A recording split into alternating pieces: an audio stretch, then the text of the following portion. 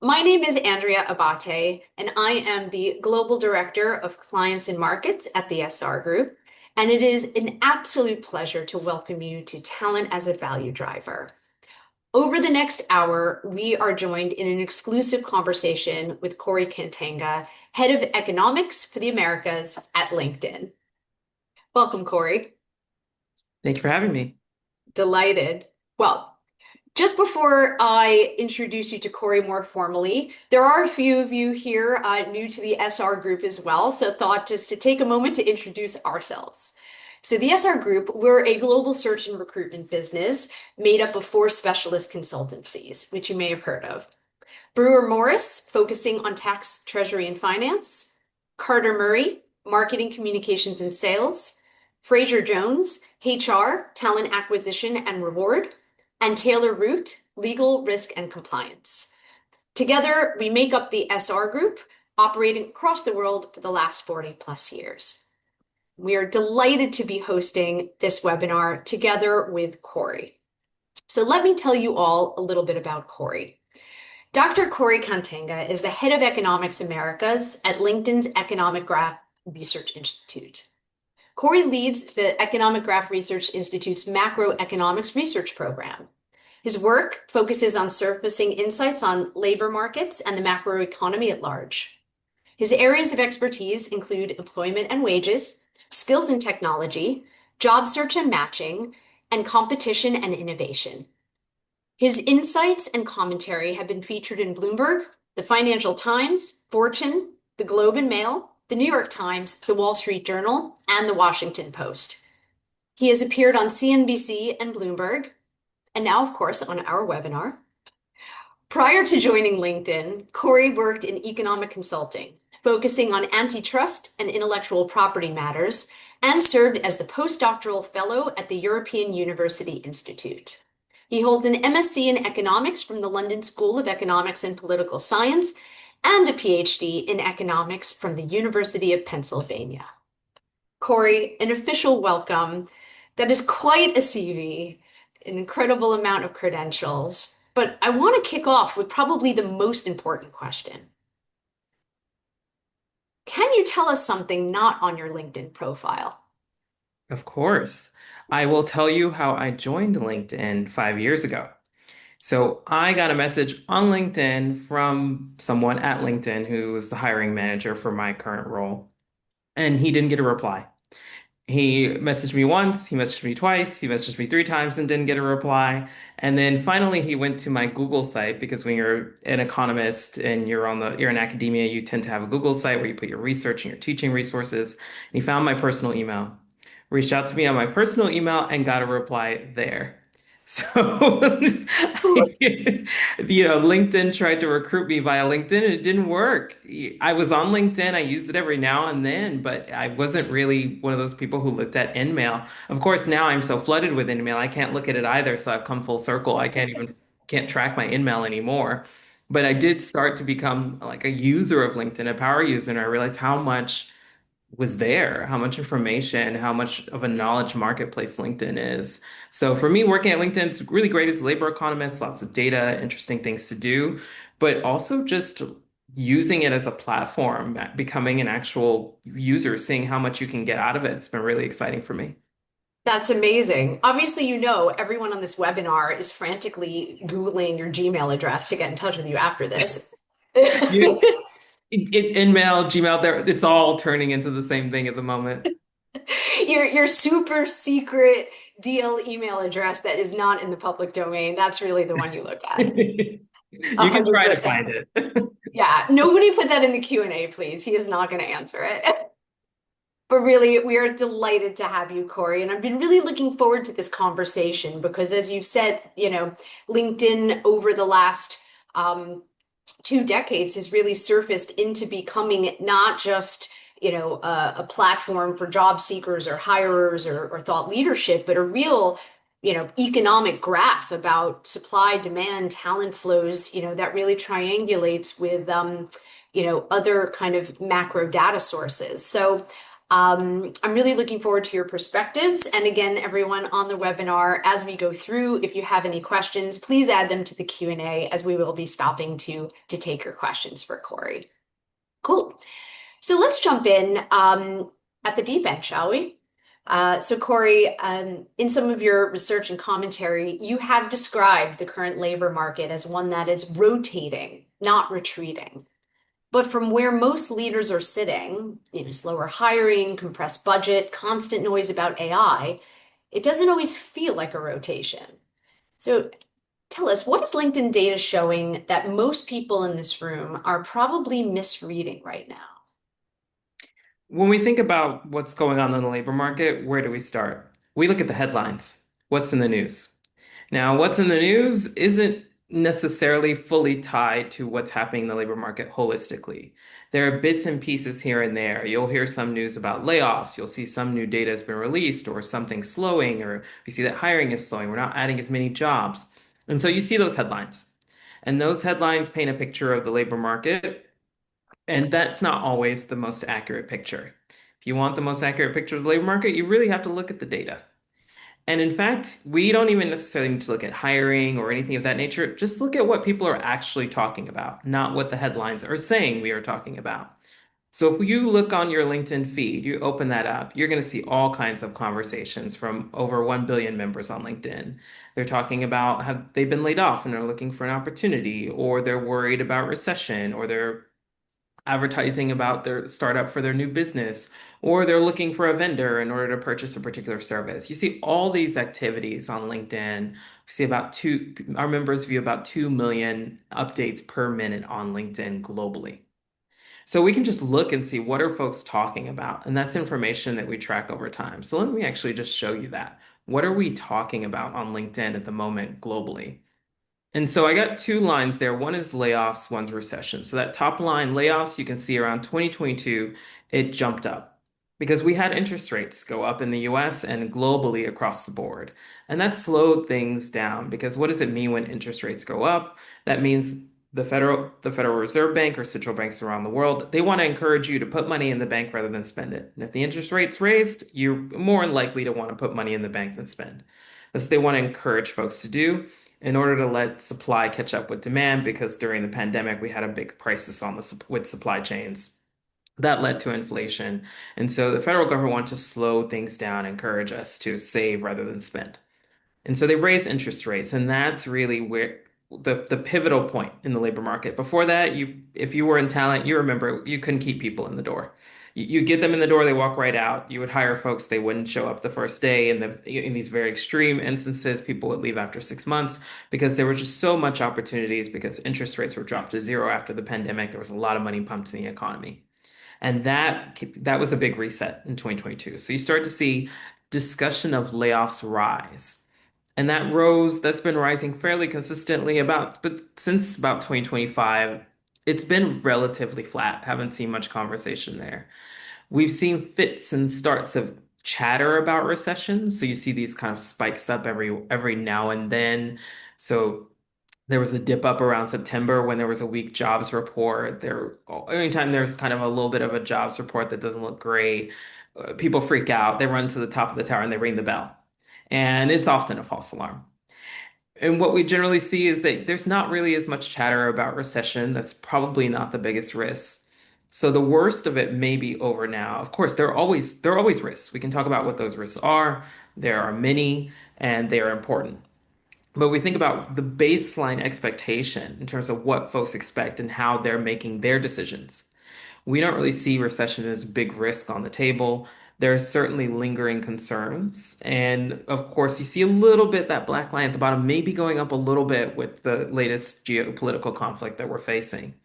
But overall, we don't really see our members, and a lot of our members are decision makers. I think there's about 16 million decision makers, folks who are actually signing those contracts on LinkedIn. And we don't see them expressing major concern about the direction of the economy. Yes, things have definitely slowed down. We see that. We see that in the hiring data specifically. But overall, things aren't as they're not that bad. Our sentiment is very much divorced from what the reality is. And some of that has to do with the headlines. If you look at layoff headlines versus layoff data, those things aren't necessarily aligning with each other anymore, even though they have historically. Interesting. So if we extrapolate on that and sort of marry up, what you were just sharing about sentiment, as that kind of early warning system around what's really on people's mind, coupled with the macroeconomic data we're seeing. Imagine you're a PE operating partner, C-suite leaders, as many on this call today are, trying to translate that into a hiring plan, right? So, in your view, Kory, where should specifically they be leaning into right now, and where should they be genuinely cautious? So there's a few considerations you're going to need to make in order to figure out where you should be cautious, where you need to lean in, because it's not going to be the same for each business. It's very much going to depend. So, for example, suppose you are doing transactions where AI automation is key and essential, and that is your bread and butter, that is how you make your living, then yes, you are going to need to go to the market. You're going to need to hire those AI engineers. You're going to have to shell out for them because they are expensive. So you're going to have to lean in there. And then where do you make your workforce a bit leaner? Maybe it's more on the operations side. But suppose your fund is a fund of relationships and the focus is on person-to-person interaction and relationships. Don't go out and hire a bunch of AI engineers. Focus on getting those top salespeople, those top relationship builders, those folks who have those essential and high level interpersonal communication skills, and find them. They're not easy to find. Not everyone's a great communicator. We can all communicate, hopefully, but not everyone's a great communicator and not as effective in telling what the value proposition of what you're able to do. Or even understand in P specifically, what's the value of a particular asset or a company? What value are they going to bring? What value do they have in that portfolio? Maybe you can, automate some things, but not being able to communicate that to a potential buyer, that's going to be potentially very essential. So what you will need very much depends on how you make your money. And the areas where you do well and you're likely to make money and expect to grow, those are the areas where you need to focus your talent efforts on. Don't assume that because AI can do something that it should. And let's take an example, legal. We've seen so many cases where firms have gone out, they're using new technology, generative AI specifically, and then they find that they have a mistake because they did not layer in enough talent. They did not layer in enough of that human element, that verification, trust but verify model into their setup, not just the talent setup, but their whole work stream wasn't set up in a way that they would catch mistakes like that. And for some businesses, that you don't have a business if you make that kind of mistake. Now, a big law firm can absorb some of those hits, but if you're a smaller law firm, you can't afford that. So really you have to know how do you make your money? How is your revenue driven? Where are those growth opportunities? And where are there likely to be elements that are very much human that you aren't necessarily going to be able to automate? And then where are there areas where there's technological innovation that can help you either augment the workforce or automate some tasks, and then focus on that. And you're going to need those people who can build and maintain those tools. But again, it really comes down to knowing your business, knowing how Mm, you create revenue and where opportunities are going to come from. not headcount for headcount's sake, but those real, what would constitute as an essential worker within the revenue engine of that business. Now, interestingly, I read in PwC's 2026 survey of, I think there's 56,000 workers. Their data showed that 67% of people are actually considering leaving their jobs, with compensation being the top reason for that. Yet, what's interesting is that overall turnover has actually fallen since 2022. So, curious to know, Kory, what your data is telling you about that gap between how workers feel versus what they're actually doing, and what typically triggers that gap to close. Whenever we survey our members, they say something very similar. Roughly around two-thirds want to change jobs and they're looking for opportunities and they want to move forward. Because often in order to make progress in your career, that is what you have to do. If your employer won't pay you more, you have to find a new one. If you can't make an advancement in the company, you either have to move laterally within the company or you have to move up somewhere else. That's just the dynamic of the labor market that we've all faced. Now, what's different at this moment is that we don't see as much movement. And I'm Mm. not talking about adding a bunch of jobs, the US adding a bunch of jobs. It's just someone moving from one firm to the next, people moving around. So, any given month prior to the pandemic, about 60% of companies would have one worker come in the door and one worker go out the door. Today, that's about 50%, 50 to 53%. So you just don't see as many people leaving their seat. And when someone leaves their seat, sometimes that opens up a position for someone else to step into. A lot of us are not taking on new roles that didn't exist before. We're taking on backfills.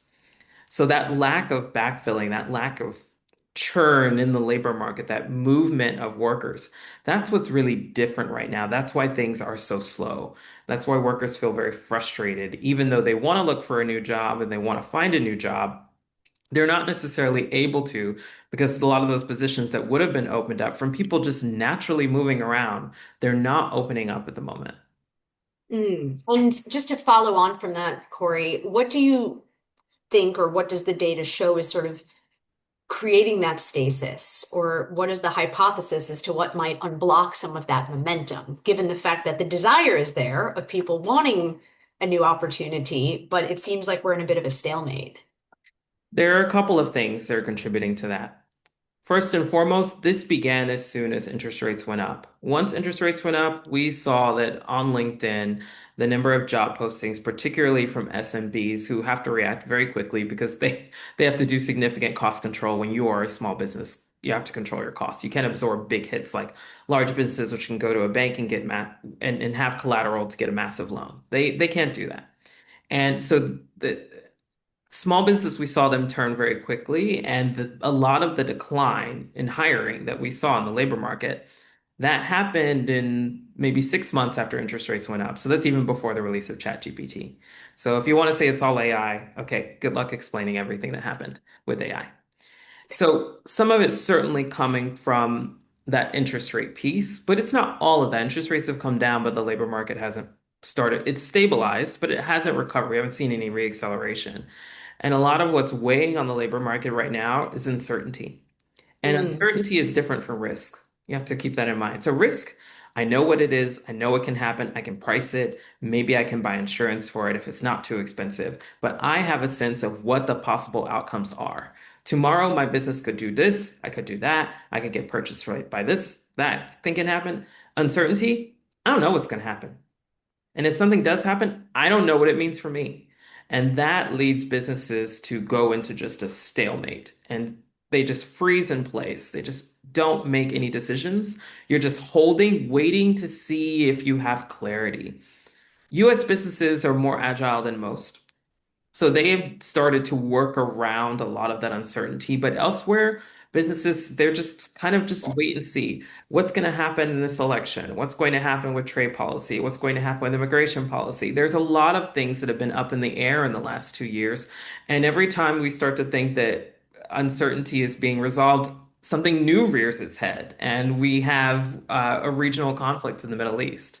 So that's really what's hurt businesses in terms of their ability to make decisions and commit because they don't know if the demand is going to be there tomorrow. Even if it's there today, if you when you talk about talent, talent is typically a long-term commitment. So we actually see a lot more businesses leaning into flexible talent models to have Mm. that agility. So that it's very clear that businesses do want to have that agility. And I think going forward, that's going to be something they're looking for. But it is very difficult to commit on the talent side, particularly for a full-time permanent hire at the moment, because you don't necessarily know, are you going to have some innovative breakthrough that's going to allow you to not necessarily need as many folks? Are you going to struggle because you're not necessarily going to get the business that you thought you were because you're affected by something along your supply chain? So it's really that uncertainty that's created that interest rate rising really created the slowdown, but uncertainty has calcified it, you could say.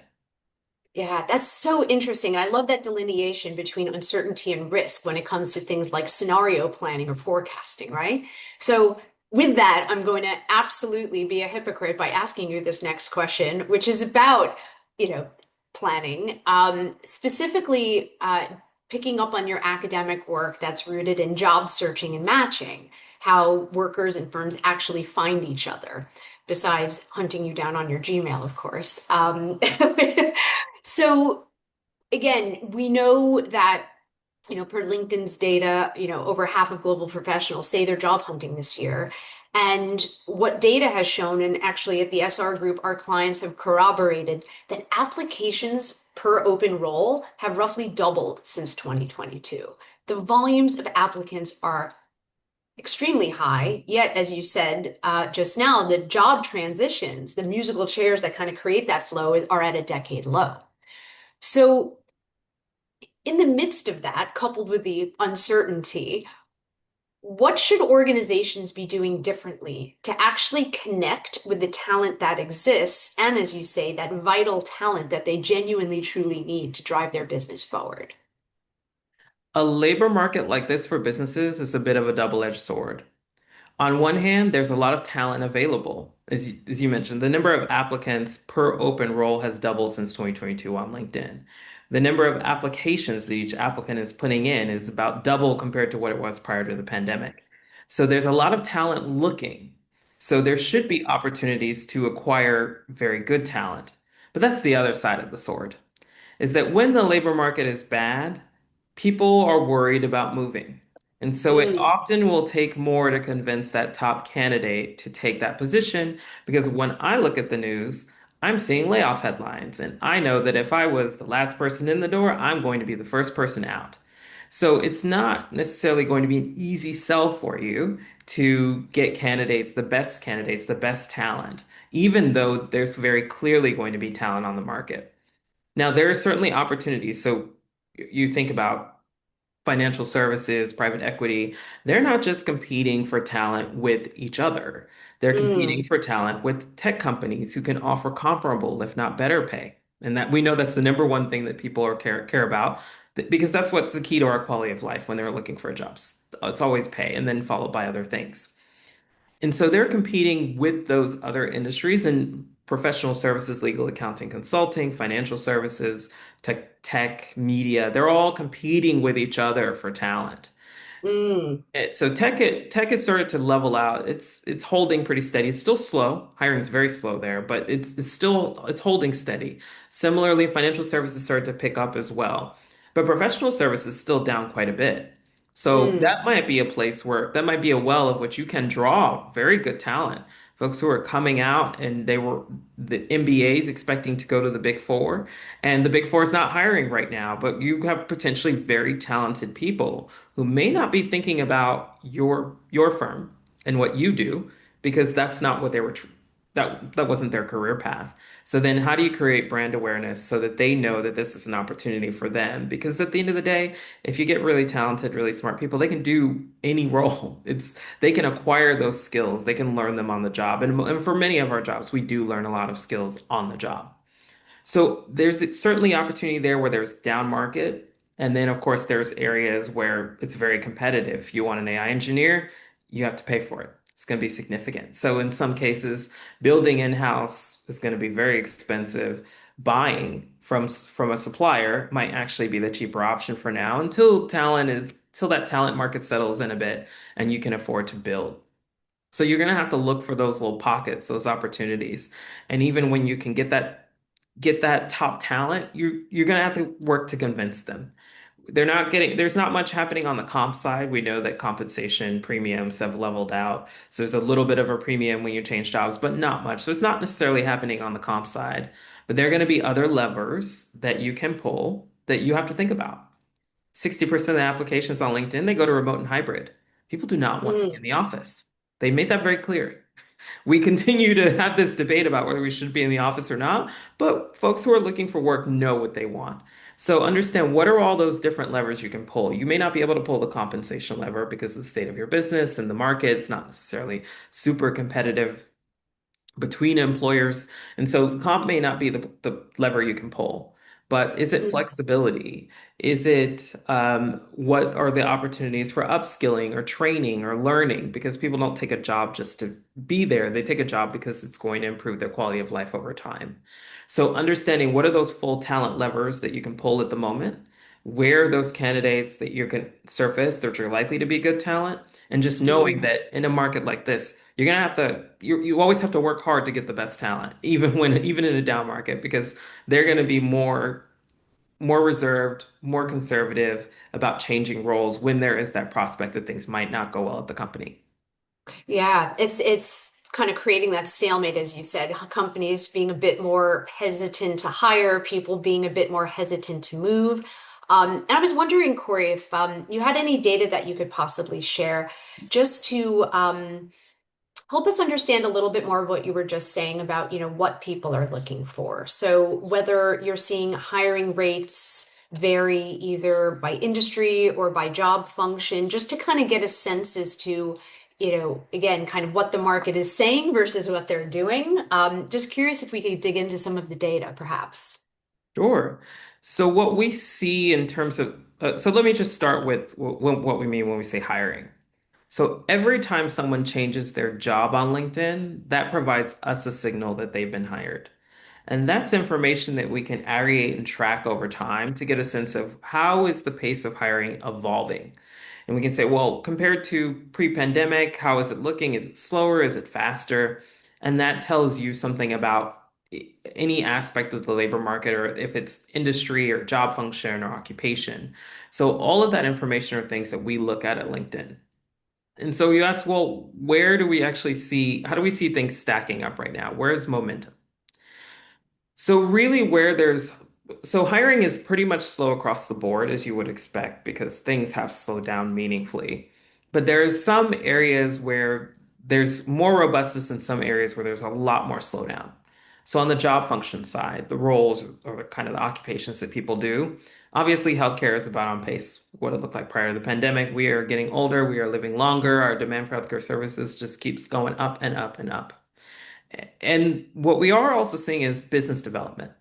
So that's a role that initially, well, in 2022, there was a lot of uncertainty, a lot of pullback. Rather than businesses looking to be aggressive and find growth, they were looking to defend their growth and keep the clients that they have. That was the focus. And now we've seen from about 2024 going forward, that started to pick up again with hiring because now they're realizing you can't just, a good defense strategy is also an offensive strategy, taking market share. So we've seen business development, we've seen sales do a bit better in the last in the last year or so. And so BD is one area where we do see a fair amount of hiring because businesses they are looking for those opportunities to take share, even if the pie isn't growing overall. And broadly, operational roles, legal, sales, finance, operations, BD, those are really the areas that have had a bit more robustness. Where's the big slowdown been? R&D.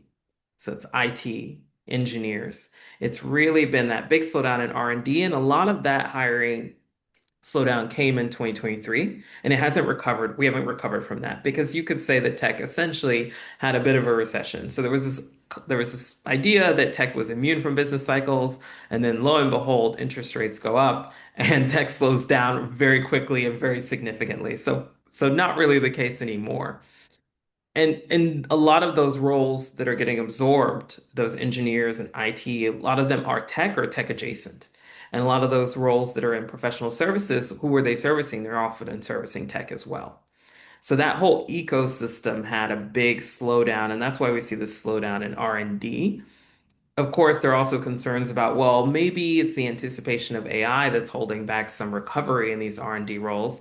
That's possible. It's difficult to measure. There isn't really an easy way to measure that. But really, overall, it's been operational roles, a bit more robust, R&D roles where there's been meaningful slowdown. That said, don't cry for them just yet because they make a lot of money. They they do quite well when they are able to find roles, and generally, um, it's it's a pretty it's a pretty promising area in the long run when you have technological progress like what we're having right now, because that tends to actually create more roles and create more roles for folks who maybe you weren't necessarily a software engineer coming out of college anymore. Maybe you're moving into being an AI engineer or a data engineer. But again, there's likely to still be a lot of opportunities going forward. And you see something in parallel on the industry front. Well, utilities, construction, those are two areas we have a lot of investment. We have the CHIPS Act. We have the infrastructure bill in the US, for example. We're pulling back on investment on the green renewable energy, but Europe is not. So there's a lot of greening that's happening in the utility space with solar. So there's a lot of opportunities there as well. And just education essential to our quality of life. So we have a teacher shortage in the US, so education is still a fairly robust area of the labor market. Construction, again, really driven by a lot of investments that haven't yet come to fruition. And then, of course, healthcare, because again, getting older, living longer, we're just going to keep seeing a robust labor market there. Financial services actually kind of bounced back a bit in terms of hiring compared to the other big major office worker industries like tech and professional services. Professional services obviously way down, kind of way down at the bottom there. And we're just looking at the US here, way down at the bottom there because consulting has definitely slowed down significantly. You have about four firms that maybe employ about 25% of all MBA graduates. So consulting obviously can slow down very quickly if those big major firms decide that they're not going to hire aggressively, which they're not at the moment. So it's really in the things that are essential to our quality of life, education, healthcare, formerly government administration, but obviously there's been a big pullback at the federal level, and that has changed that dynamic. But elsewhere in the world, you will see government administration up there as well as pretty robust, because again, it's about sustaining and maintaining our quality of life. And then on and but on the operational side, research side, like manufacturing, for example, automation has been a long-standing trend. So manufacturing got hit by interest rates, it always does. But it's also got these longer run trends that have been kind of slowing down and shrinking that workforce over the last 60 years. So when they get hit with something like interest rates, we don't want as many goods. Businesses tend to focus on automation. And so they don't necessarily want to hire as much. And we're not talking about AI, we're talking about just general automation. There's so much automation that is not specific to AI. That's really interesting. We'll come on to AI in a moment, but I did just actually want to hit on a question that one of our attendees asked, just as a throughput to the data you just shared, Kory. Are you seeing any difference in the demographics? Obviously, now we have this interesting inflection point where we have, boomers through to, Gen Z kind of all together in the workplace. Appreciating there's a difference between industries and functions for the causes you mentioned.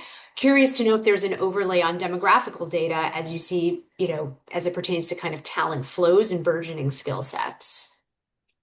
What I can tell you is that the age group that is suffering the most on the labor market right now, it's 26 to 29. It's actually those Mm, folks in their late 20s. not the entry levels, because I know there's been so much There's a lot of chatter publicity. about that, but the Yeah. LinkedIn hiring rate we see for hiring for entry level versus experienced workers, they're pacing around about the same.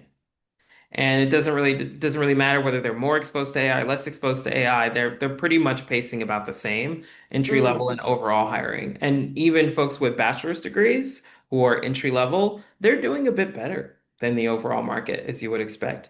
But it's those advanced degree holders, the JDs, the MBAs, the folks who went and got their master's degrees. Those are the folks who are really struggling to find their way onto the career ladder. That's where hiring has been the slowest and where we've seen the biggest slowdown since prior to the pandemic. So that's a very acute area of pain, mm, and we see that with the unemployment rate for recent grads, for example. Often what's cited is something from 22 to 27. I think if we split that out and we look at 25 to 27, you'll see that unemployment rate rise is particularly acute for those folks who are in that later 20s. Now, again, let's mm. not cry for them just yet because they generally have a low unemployment rate. We're talking about the momentum, how things are trending for them versus their absolute circumstances. So if they do land a job, they're very well paid and they're very likely to stay employed. However, Mm, getting on that initial rung of the career ladder when people aren't moving, because again, remember, often people will move and they'll open up a seat for you as a new person. yeah. If people aren't moving around, then there may not be a seat for you available. So that makes it very hard to just get on the ladder and to start. Gosh, interesting. Really interesting. Also, a question from the participants, but I know, Kory, this is a big part of your research in the economic graph, certainly, as to whether you're seeing any differences across different geographies and markets. Noting that here on today's call, we've got folks from Singapore through to Europe, through to the US. So, getting a bit of a global lens, especially in light of what's happening, in the world at the moment, might be really interesting. Of course. So when you think about, well, where's hiring happening? Where's hiring robust? So I'm showing you the LinkedIn hiring rates. So the line going down, hiring slowing down, the line going up, the hiring is accelerating. And you see that sharp dip from the pandemic, and you see that peak around 2022, and then it turned, pretty much across the globe when interest rates went up, not just in the US, but also globally. And so there are a couple areas that stay robust. So that top black line, that's India. The blue line is the UAE. So emerging markets, big growing emerging markets, they stayed pretty robust. Of course, there's a lot of uncertainty for the UAE at the moment, given the circumstances.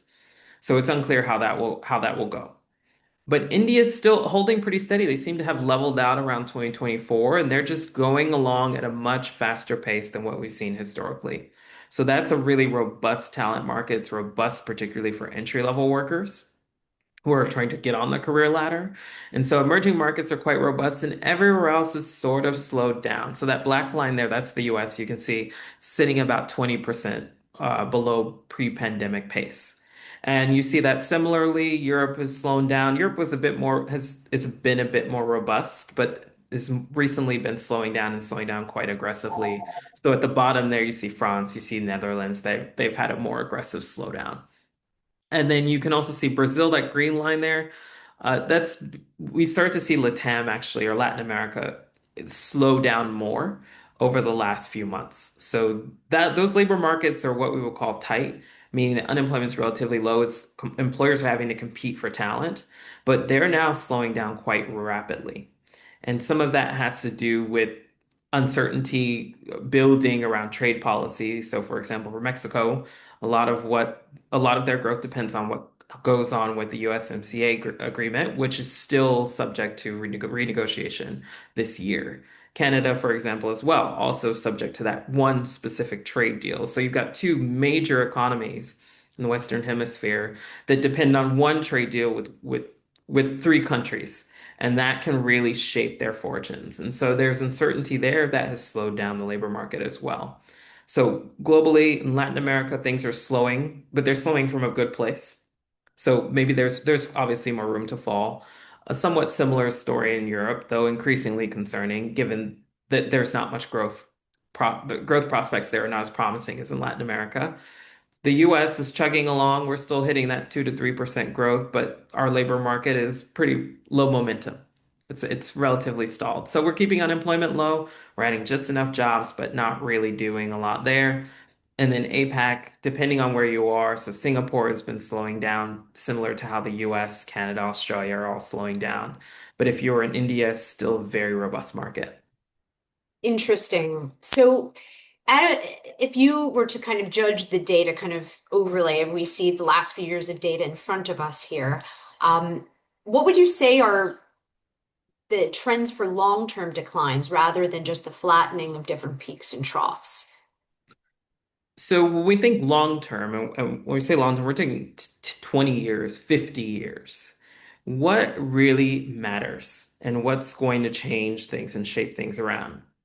And take the US, for example, we have about 8 workers retiring every minute.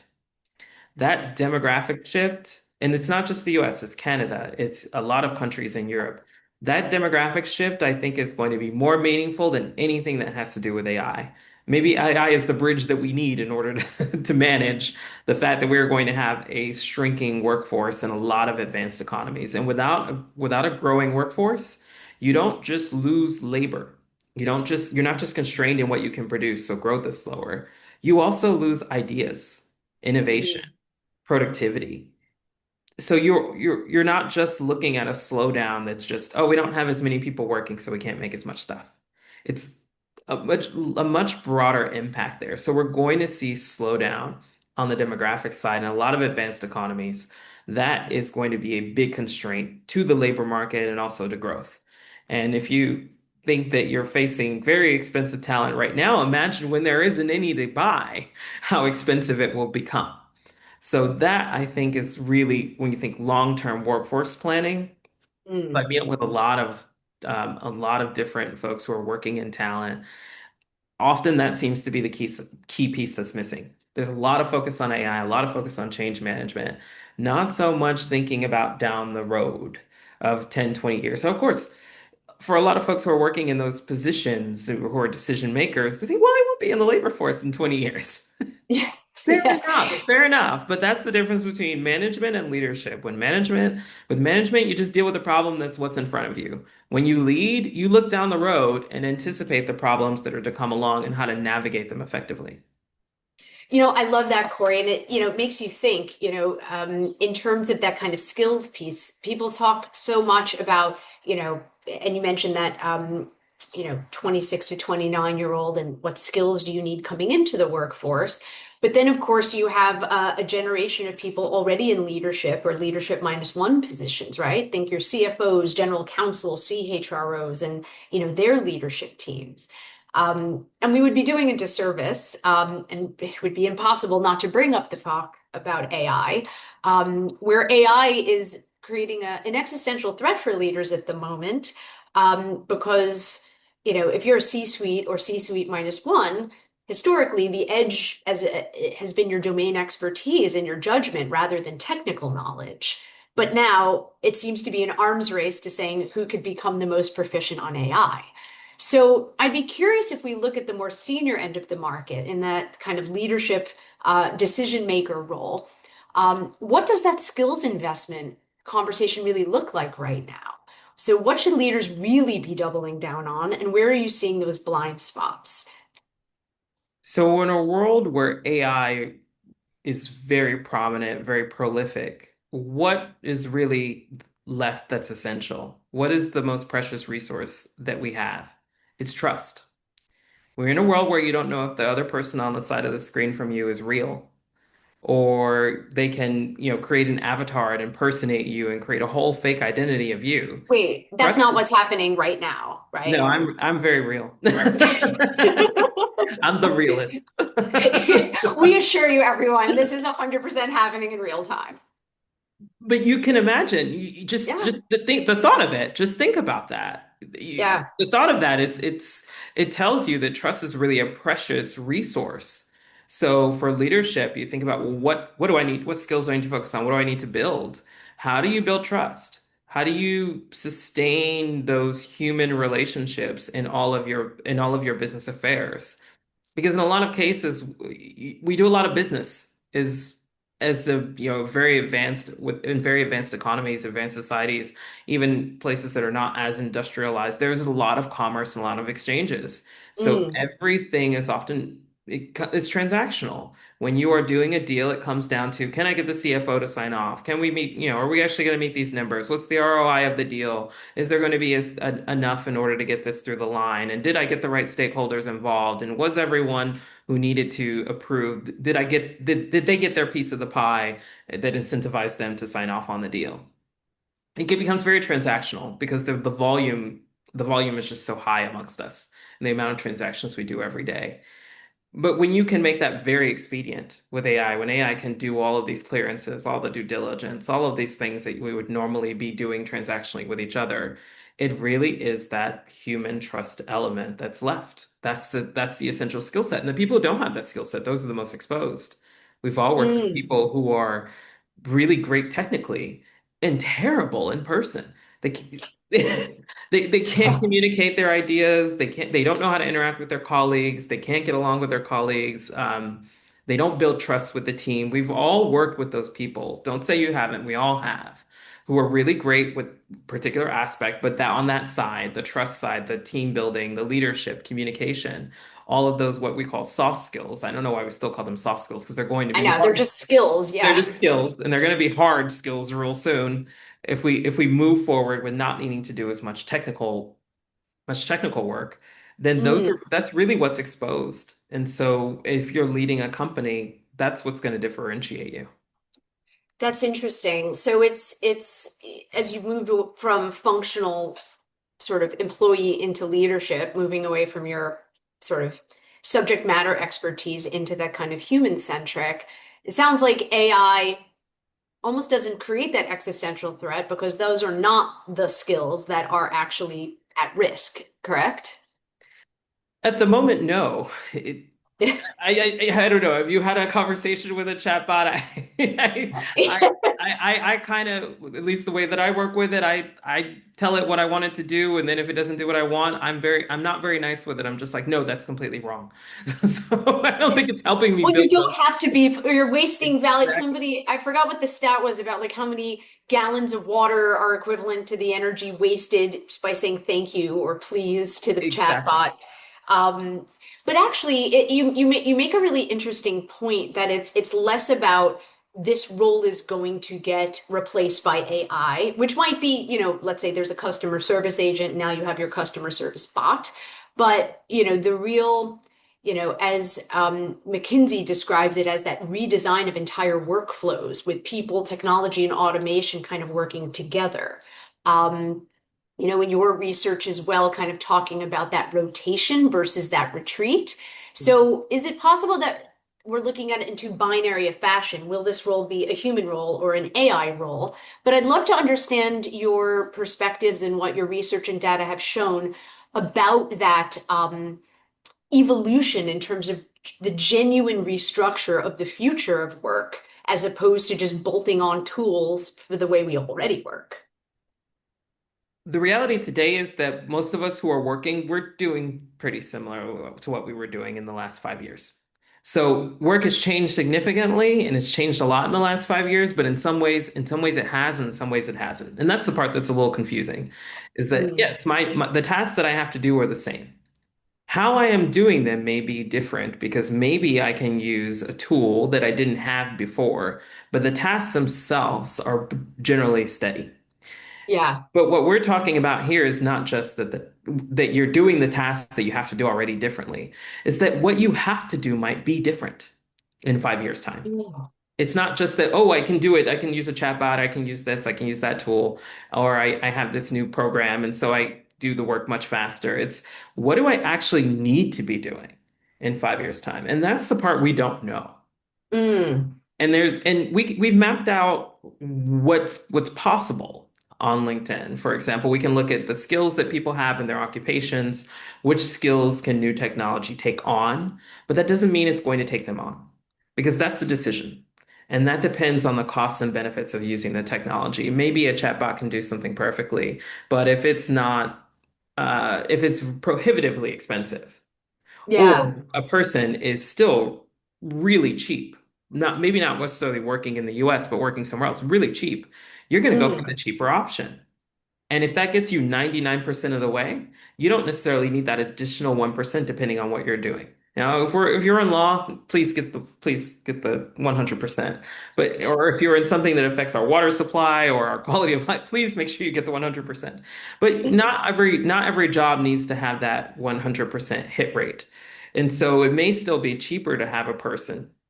And we know that right now today, a lot of AI cannot perform they're at 85%, right? They're 15% error rate. So right now for a lot of AI, the error rates are probably too high for full adoption in any case. So, but the adoption is going to be a decision. And I think that's the part that we really miss about the whole narrative around AI is yes, we can map Mm. out which jobs are exposed, which jobs are likely to be impacted just because it can be done by that particular technology. But that doesn't mean it will be. It's still very much a decision. And it's going to depend not just on whether it can do it or not, or whether the leadership thinks that it's the future. It depends on can we afford it?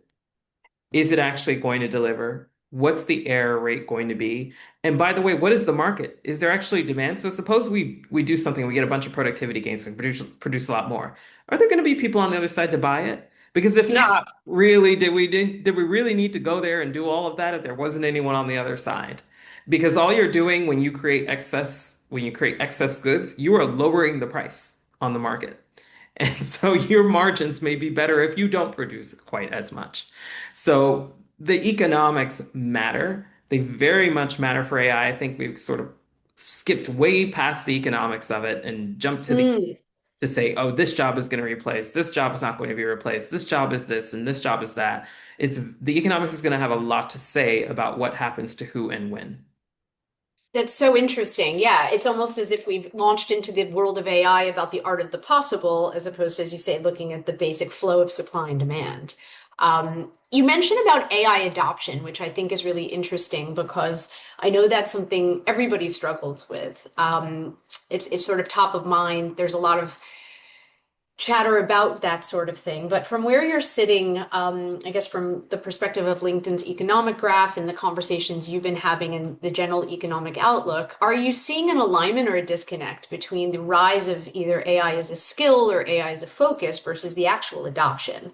Because people are so worried they need to reskill in AI. I guess it's the question is the market actually ready for the people who can do it, or is people just like talking about it? I think the market is ready for more people who have AI skills, AI literacy or aptitude.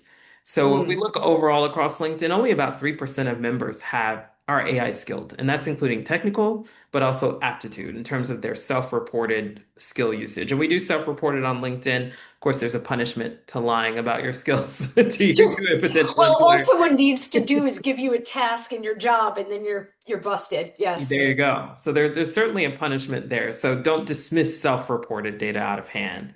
So there's about 3% of only about 3% of members globally.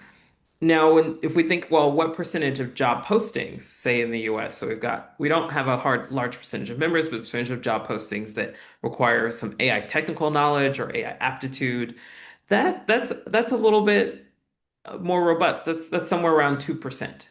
For something that didn't exist a few years ago, jumping to being around 2% share of job postings, that is significant. The growth has been rapid, and I think that's part of the why we feel so dislodged. It's because Mm, it feels like it's all happening too fast, and for some people, not fast enough. So it's that push-pull of it's not happening fast enough. I couldn't get it to work. I can't get it to do anything. I actually have to go back and hire someone because I thought AI could do it and it couldn't. Versus that, it's all happening too fast. I don't know how I'm going to retool my workflows. I'm still using like an Excel sheet, and I'm getting data, and I have someone manually inputting data for my business. So what am I going to do? How am I going to get AI to work? I don't have the data infrastructure. I don't have a data warehouse. I don't have a cloud. So it's that push pull of like happening too fast and happening too slow that makes it feel so overwhelming. And you would be crazy if you didn't feel that way. That's I, the normal sentiment. I feel like everyone just breathed a sigh of relief. They feel seen by you, Corey. I do certainly. So let's say in that, given that you're a PE fund evaluating an acquisition or a C-suite leader thinking about workforce planning right now. Um, What does this tell us about when to hire, where to hire, how aggressively to move? I think it's, to your point, it's happening too quickly and not quickly enough. So, what does good timing actually look like in this cycle as you think about talent planning? Let's just take an example. Suppose you are thinking about buying a business. So you're thinking about buying this business, and you are thinking not just what does the market look like? What's the TAM? How have they been trending? How have they been performing? Who are their potential competitors? What's the value going to be potentially in 5 years? Now you have to think, well, is this company AI ready? Is their workforce AI ready? Do they need to be AI ready to start with? Are their competitors making advancements and likely to be producing in different ways that would make them more competitive? So I'm missing something if I don't take that into account when I'm evaluating a business. And so you actually have to, so the workforce, understanding the workforce and what the workforce can do, what it cannot do, what it has potential to do, that actually becomes an essential piece when you're evaluating the worth of a company. Because Mm. typically when you evaluate a company, you don't think about the workforce set of skills. You just think about what's the headcount? What do the margins look like? What is the Yeah. TAM? You're thinking about these kind of Or the standard. technology itself or whatever it is they produce, right? Exactly, or the value of their product on the market potentially, and how Yeah. efficient how efficient they are at thinking it. Workforce strategy is not a part of that, fully a part of that evaluation.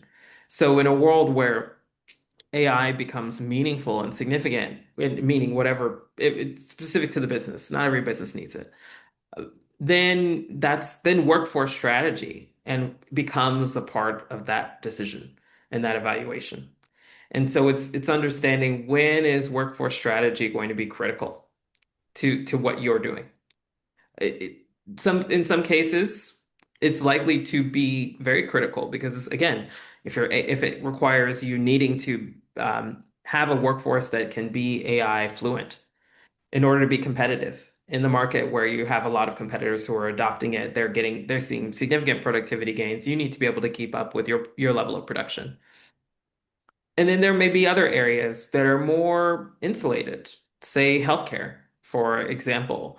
And there may be, maybe AI is not the game there. And so your workforce strategy, your evaluation of what you should be doing is different. You're Mm. you're worried about shortages. You're not worried about is your workforce AI ready? You're worried about am I actually have enough clinicians? Do I have enough radiologists? And there, your your AI question is where can AI help me fill these gaps? And so it's a different Mm. question. It's less of do I have an AI fluent workforce who can take advantage of AI and produce more versus I have gaps in labor that I cannot fill. Where can I automate? So am I doing enough home testing? For example, I'm a small healthcare provider. We do lab testing. Can we automate with home testing? Because I just don't have enough phlebotomists. I just don't have enough people who can be there in the office on a daily basis. So I need to figure out ways to automate to get those productivity gains from elsewhere. And so I think those are going to be two different, just to give you the sort of two different kinds of scenarios of where, workforce strategy becomes part of business strategy. I love that. Truly talent as a value driver. Remarkably, the hour has flown by, and I do just want to sort of leave with one real action-oriented closing question. But before that, really want to thank you, Kory, for your insights and your hot takes and your perspectives, and obviously trying to forecast, in the midst of all this uncertainty is no easy feat, but I think that's what economists do tend to do. So we're very, very We grateful do for it very your badly, by the no, way. well, better than some. But for this last question, I'd love to get as concrete an answer as we can. Given everything LinkedIn's data is telling you right now, what would you say is the single most important thing you want every leader on this call to do differently in their talent strategy before the end of the year? Think of talent strategy holistically. Is because what I often see when I go out and I meet with talent leaders is that there's the comp person, there's the learning person, there's the talent acquisition person, there's the, general HR functions person, and these folks are completely and utterly siloed.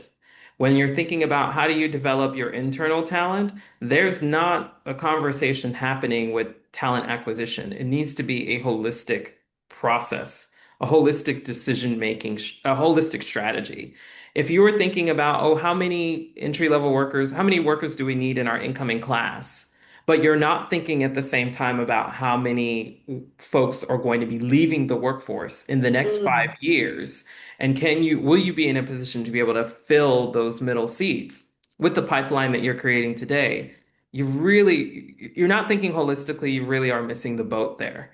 And it's not, all these things are connected, as we've been talking Mm, about. One thing leads to another, there's cause and effect. So you really have to think holistically about your talent strategy, not just in pieces. The compensation, if you can be aggressive with a compensate, if you can be aggressive with compensation, that's really much a discussion with talent acquisition. The fact that talent acquisition will go and find a good candidate and then they go to comp and then comp gives them some number and they just, and the number just comes from them based on these other factors. And there's not a conversation to say, okay, if we want this candidate, this is what we're going to have to pay between those two functions. That's not a cohesive talent strategy. This piecemeal, these siloed form ways of organizing your functions. I don't think that's mm, going to be as successful in a world where things are moving very fast. Things are moving very fast and very slow at the same time. The labor market's moving very slow, but technology is moving very fast. So you need to be able to be agile and nimble, and you can't do that when you have to go from one department to the next and fight with them about the comp because the candidate's not going to accept this comp. And these things should be flowing because there should be a coherent overall talent strategy. How much are we building? How much are we buying? How much are we borrowing? So mm, that should be very clear throughout the whole org. It shouldn't be that I understand this aspect of my job and you understand that aspect of your job of what comp looks like on average. Is the market good right now for these particular set of candidates? What kind of candidates can we target? How much are we going to have to pay them? This is a full coherent strategy and conversation. People are going to be coming in, they're going to be coming out. How much flow can we have? Who are our competitors for talent? They're not just going to be the person who always steals our best people. It's going to be other folks. And where are those new talent going to come from? We're not just looking at the same old places in the same old schools. We're actually thinking more coherently. And this is particularly important for those places where you have an aging workforce and an older workforce. You have to build that pipeline now. And again, this is not just about talent. This is also about technology. Where are you mm. going to use technology to bridge those gaps, to fill those voids where you're just saying, well, we're just going to have to pay a lot and go out and get people. We have no choice. So where can you bridge that in order to ease that pain point? And so thinking again, so like your CTO and your CHRO, why are they not talking to each other on a regular basis? If they never speak, you have a problem.